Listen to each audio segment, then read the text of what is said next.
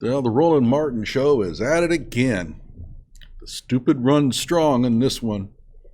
We have four people who are going to get together, and they can't come up with a correct thought. Their lives depended on it. They get nothing right. Let's have some fun. Hello out there. I am trying to get through. With his powerful brainwaves cradled in the warmth of reasoning, it's time for Johnnie Walker Dread to straighten you out on a thing or two. Emanating all the way from exciting Las Vegas, Oklahoma, it's the Johnnie Walker Dread Show. A judge denied requests to arrest and increase the bond for Kyle Rittenhouse, even after the 18-year-old is accused of killing two men and wounding another during a protest held for Jacob Blake. Changed his address. Okay, so the idea somehow that he denied them even after Kyle killed these two people. Well, the killing of the two people and the wounding of the third was already taken into account in the first bail hearing. And so this is not like some major revelation that Kyle has been found to have killed two people and wounding another. Prosecutors argued that Rittenhouse violated his bail by moving without updating the court. But since he has been present for every hearing while out on bail and has not violated Wisconsin law, the judge said he does not have the authority to issue an arrest warrant for Rittenhouse. Michael, this is insane because if...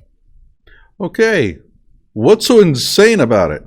The judge basically read the Wisconsin statute. He doesn't have the authority to raise the bond on Kyle because Kyle would have had to have committed a serious crime in order for him to do so.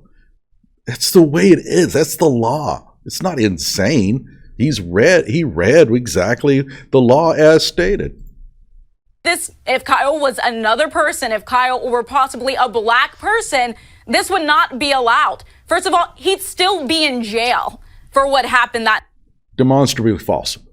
Bullshit. Demonstrably false. Crystal Kaiser is a young black female. She has been charged with murder. She's been charged with planning the murder. She also burned the body up inside the house to hide the evidence and stole the man's car. She's out on $400,000 bond in Kenosha. Same prosecuting team. This is so insane because they should know this. However, they don't watch my show, so they're ignorant. That night in Kenosha. Right, and then not to let the authorities know where he moved to, change of address because of death threats and things like that. You know, we talked about this last Friday on Roland Martin the Filter. This is Black History Month, but Black History Month takes place during White Privilege Year, and this is what we're seeing. Dude, man, we're tired of this cliche. We've been hearing that somewhere along the line. I don't even know who said it first. But ever since that time, they have been latching onto this little statement about Black History Month taking place in White Privilege Year or something like that. It's getting tiresome. Seeing this, so they're just making this stuff, making this up as they go along. But so there's nothing made up. The Wisconsin statute was in the books. He read it. He's not making it up. You know, watch whiteness work. But hopefully the evidence be presented in court and he'll go to prison. But they're making a lot of this stuff up as they go along. Now, Michael, as you said, what if the evidence shows that he is innocent? You still want it to be presented in court? No.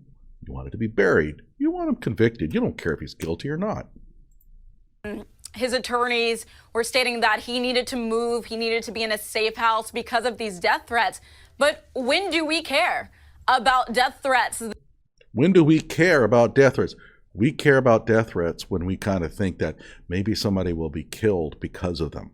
Now, keep in mind, I've said it before, it's not the threats that are the problem. It's the actual undercurrent of violence out there that can reach him if somebody has a burr up their saddle to do it. And it's not the person who makes the threats that carries out these things, it's the person who doesn't. That people like Kyle Rittenhouse are receiving. Why should that be a concern? Right now, you're supposed... It's a concern, okay, dimwit. It's a concern because he's just the accused. He hasn't been convicted yet. innocent until proven guilty. In the eyes of the law, even though they have set his bail according to what they call a prima facie, which means that basically they're taking the prosecution's words at face value, he is still considered innocent in the eyes of the law. And therefore, we don't want people to kill him because he hasn't been found guilty of doing anything wrong yet. And to be honest with you, we shouldn't want him to be killed even if he gets convicted. These people, I just cannot understand them. The whole essence of the justice system is based on innocent until proven guilty. And they'll say it all the time in their coursework and in their interviews and all of their presentations until a white kid's accused of something. Then all of a sudden, they seem to forget that. And now they want the kid killed just because they think he's guilty. Supposed to be abiding by the laws. If the law says that you have to inform the courts that he's moving, then you have to do that. This makes no sense. So, Candace, what are your thoughts? Yeah, okay, let's put it this way. When it comes to somebody getting killed, we kind of tend to look at the law a little differently. We're not going to uphold a requirement that he reveal his address if we think that he might get killed because of it. It just, this thing about, well, that's the rules are the rules, not when you're talking about someone's life. The other problem is that it's not true that we would seal the address anyway. In my other video, I show you the form that you can fill out to have your address sealed. They even gave an example of your person's home address as an example of how to fill out the form. So they're just completely ignorant of everything. And notice the lack of empathy, complete lack of empathy for Kyle. They don't care if he's scared about getting killed or not.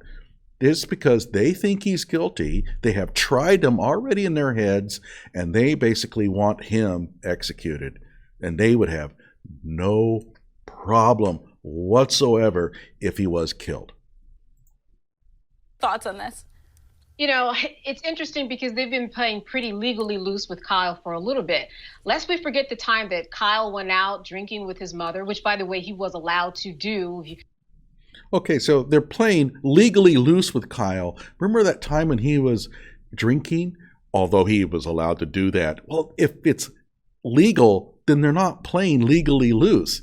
He wasn't required to refrain from alcohol that night, and therefore he was not violating his bond conditions. It's not like he violated his bond conditions and they looked the other way. He didn't do anything wrong. You can drink even if you're underage, if you have someone that is overage. Went out drinking with his mother, and lo and behold, lucky for Kyle Rittenhouse, he found some white supremacists that came and serenaded him, and they threw up hate signs, and he had a great time taking pictures. If you think about somebody doing something. Okay, show me how that violated his bond agreement. As far as I can tell, there was nothing in his bond agreement about that. So he hasn't broken the law. She said, they're playing legally loose with him. Legally? Okay. You show me how he broke the law in doing any of that.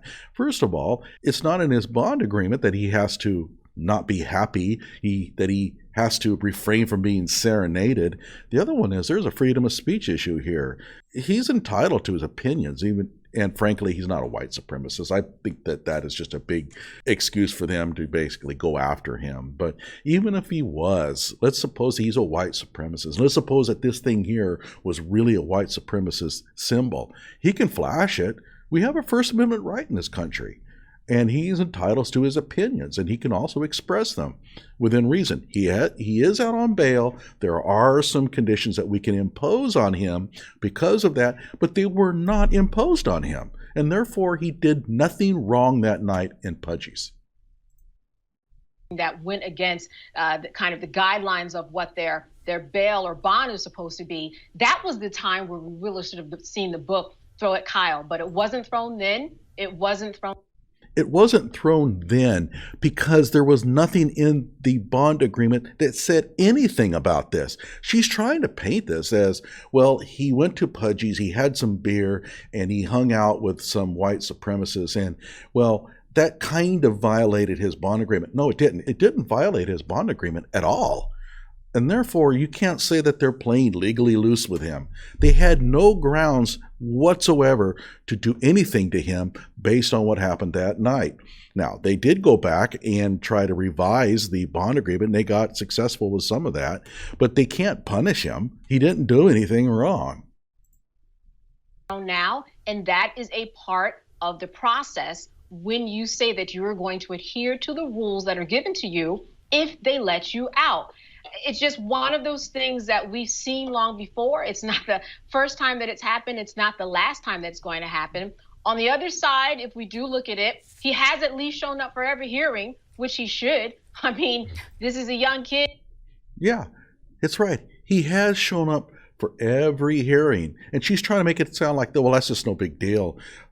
That is the big deal about bail. The whole point of bail is to release a person with the condition that they're going to come back when you need them. It's not a small deal at all. I mean, that's really the essence of it. The other part about bail is that you don't hurt anyone. And so they often put in a cash amount that you forfeit if you end up hurting somebody. He hasn't hurt anyone. And so the main purposes of bail, the twofold purposes, he has met both of them perfectly.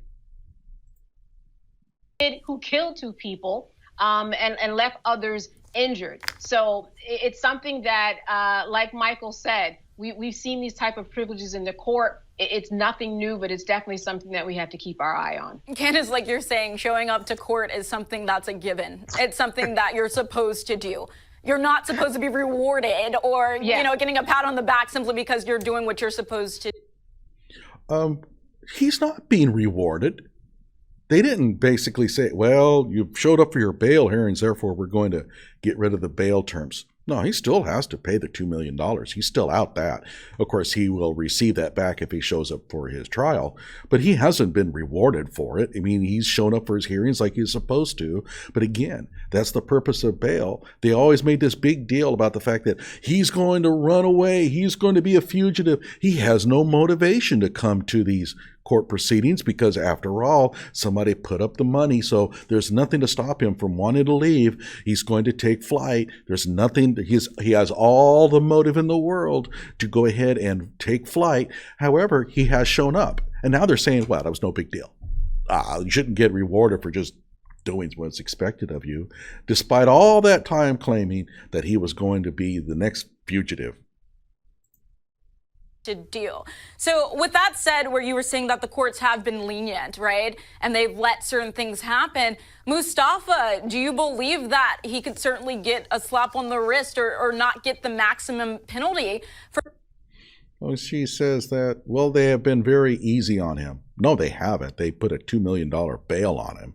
And he went drinking at Pudgy's, and now he can't drink alcohol. And he has to be careful who he's hanging out with. That's not being lenient with him. If anything, it's been pretty strict on him. Now here comes a true idiot. I can't believe this man ever accomplished anything in life. But let's listen to him stumble around. For killing the two protesters and injuring the other one in Kenosha last summer. Well, white privilege is like American Express. Never leave home without it. So it translates. Another cliche. Gosh, can't they come up with something original?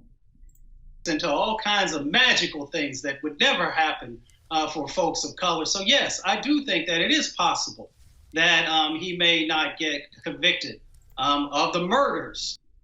Possible? He's not. Might as well get used to it.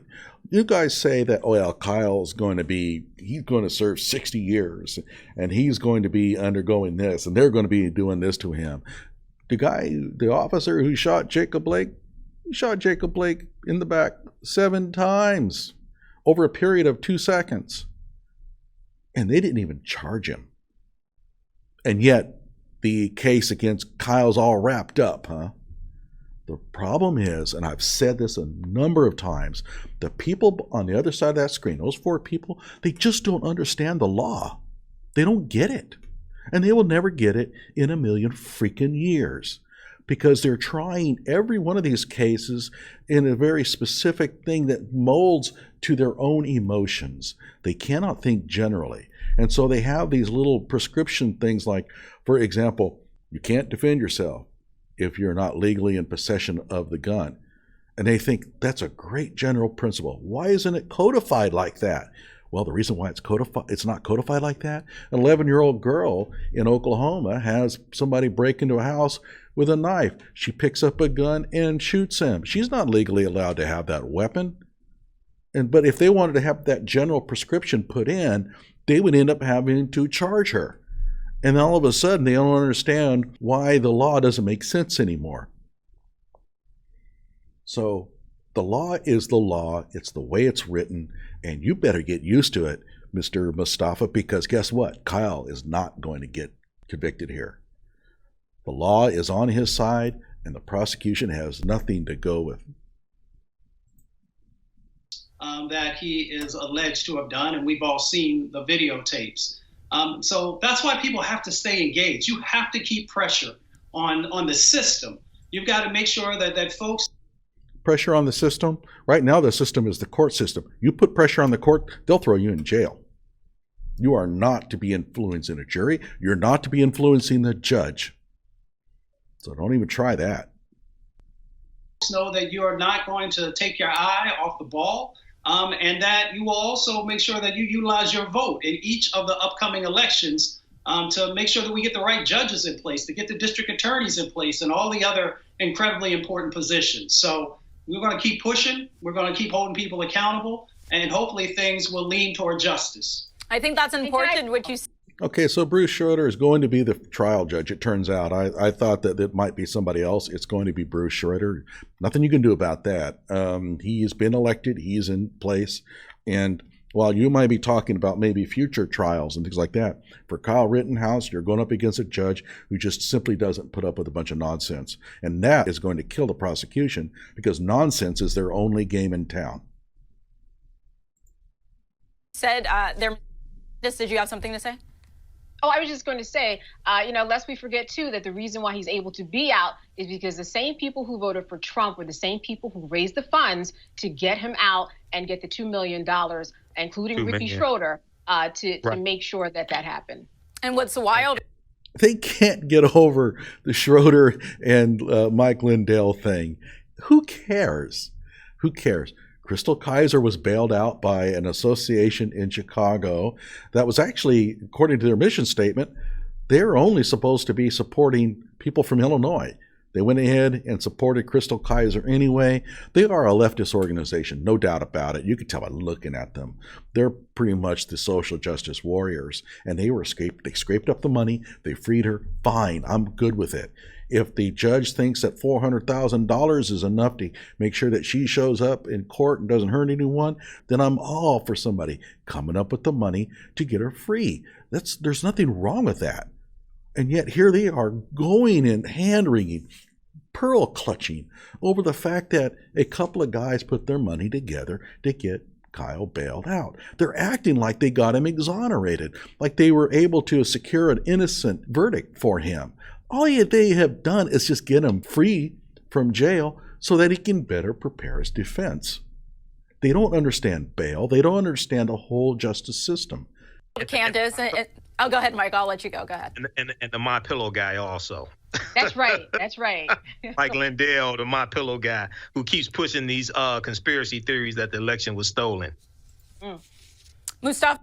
See how political this is? This is all politics. They want Kyle Rittenhouse jailed because it's a political thing.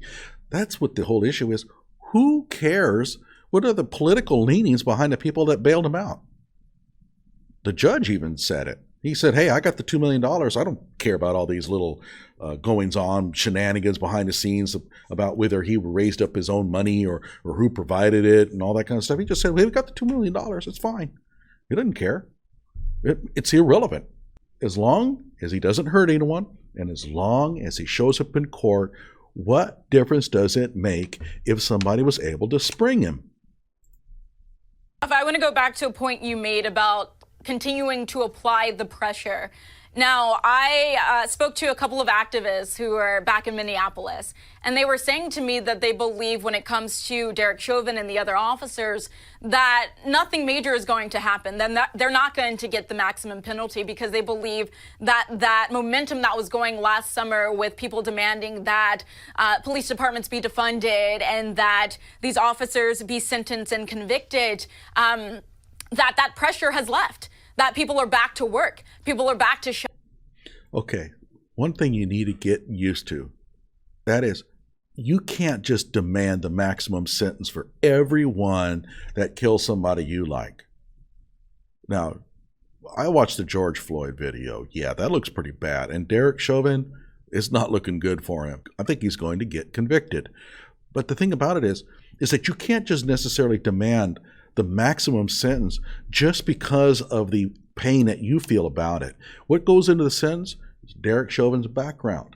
How much was this planned? Those all things come together. I don't think he's going to get the maximum sentence. I don't think it's necessarily worth a maximum sentence because when you look at it, he probably does not have a prior record.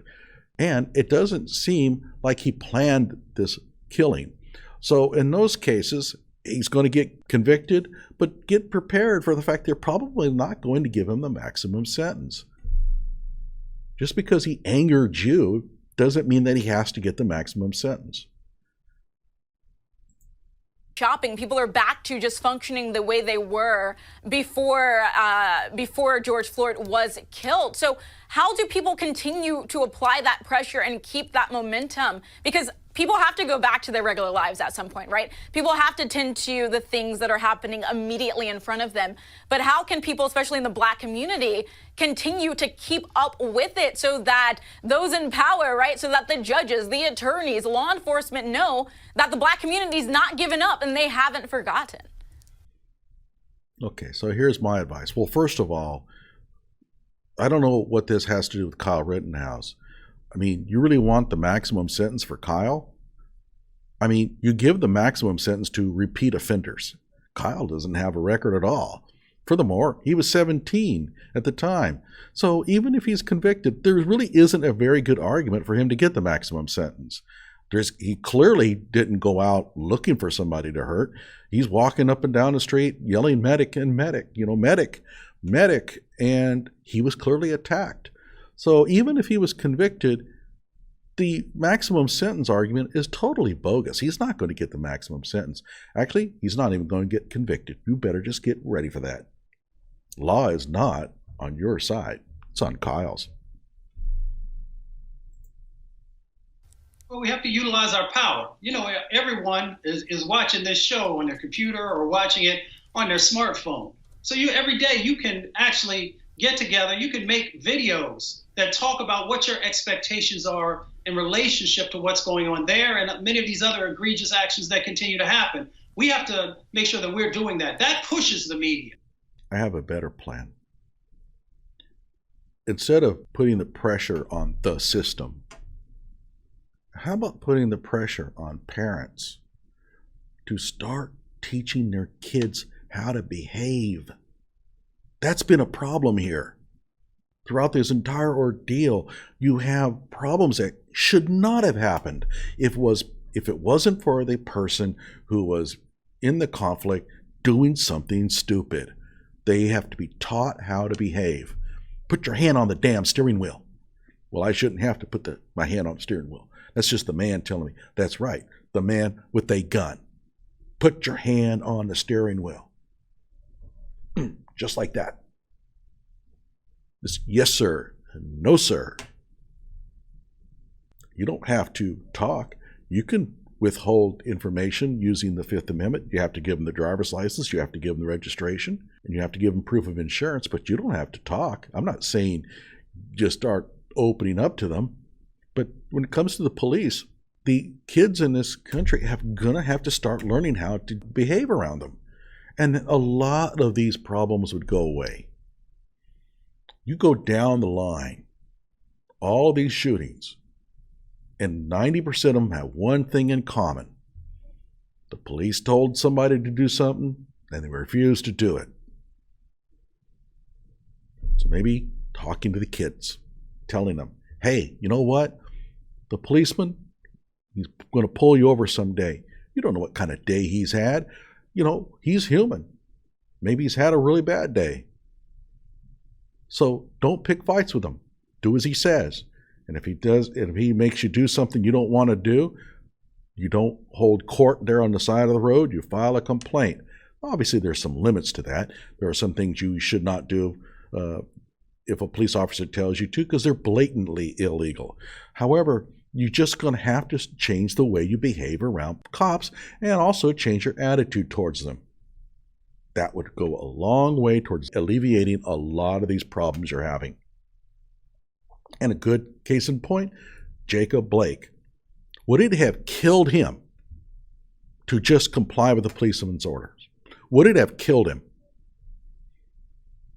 What did he gain from that?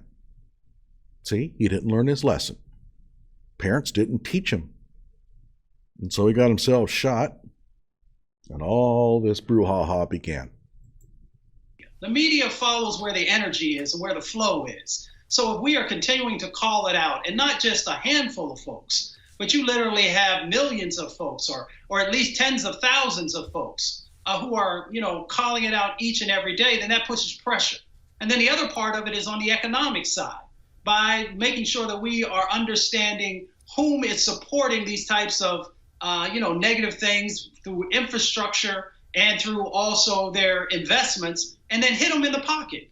I'm a big proponent of economic boycotts if you can get enough folks focused, and it will get people's attention, and it will keep enough pressure that hopefully then the court system does the right thing. And when it doesn't, Okay, so let's see if I got this right. Let's take a look at Jacob Blake. Now, I know you're pretty angry about what happened to Jacob Blake. Of course, this Mustafa guy bought right into the argument that Jacob Blake was unarmed. He bought into it. You don't even have to ask him. And so he's obviously going to be upset about the shooting of Jacob Blake. All four of them are. So who are you going to boycott? Who are you going to boycott? Going to look up the FEC and look up the donators to who? The police? Are you going to boycott the courts? The best way to boycott the courts? Stay out of trouble. Don't have to pay no fines that way. That's the best way to boycott them. So, who are you going to boycott? Kenosha? See, they don't have any real solutions. Everything is.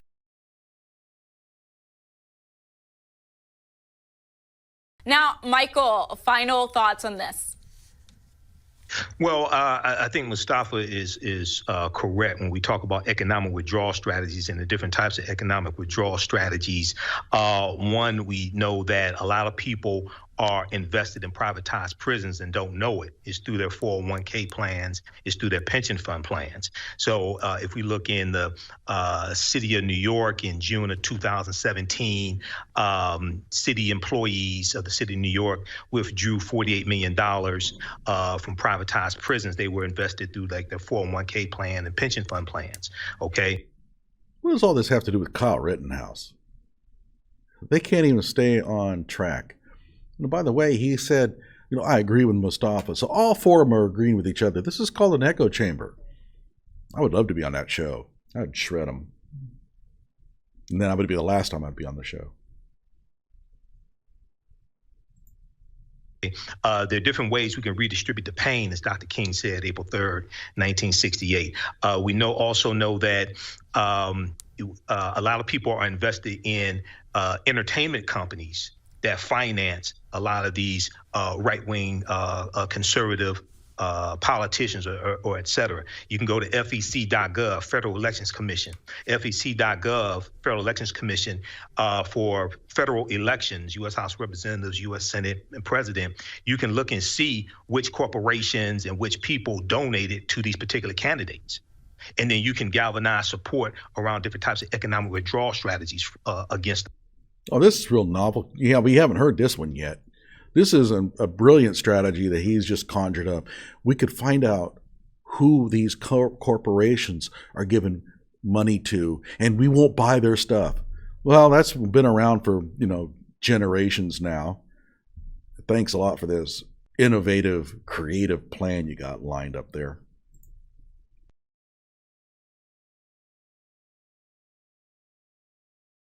Okay, Candace, final thoughts? You know what? People should remind themselves about what happened, because sometimes our memory sometimes forces us to put things on the cutting room floor that shouldn't be there. Go back and watch the police cam of Thomas Lane in the weeks leading up to this trial, March 8th, of Derek Chauvin. Thomas Lane? I thought we were talking about Kyle Rittenhouse. Remind yourself about what happened. And I say Thomas Lane because it's 34 minutes and it gives you a real comprehensive view all the way to George Floyd is in the truck being forced to stay alive with a machine. And often we don't see that video. But we can't forget, and you can't forget if you watch it. And the more you watch it, the more that you will find yourself involved and force yourself to understand the law, because a lot of things happen and don't happen because we don't know the right questions to ask and we don't have people involved and understand what's going on to even formulate a question. So the more... Okay, I'm sorry, but this whole thing about being informed about the law, none of you four have a clue about the law. You don't understand self-defense laws at all. You have no comprehension of it. And here she is talking about how we need to be informed about the law. Well, go watch my videos. If you want to be informed about Wisconsin self-defense laws, I have a video that walks through every line of it.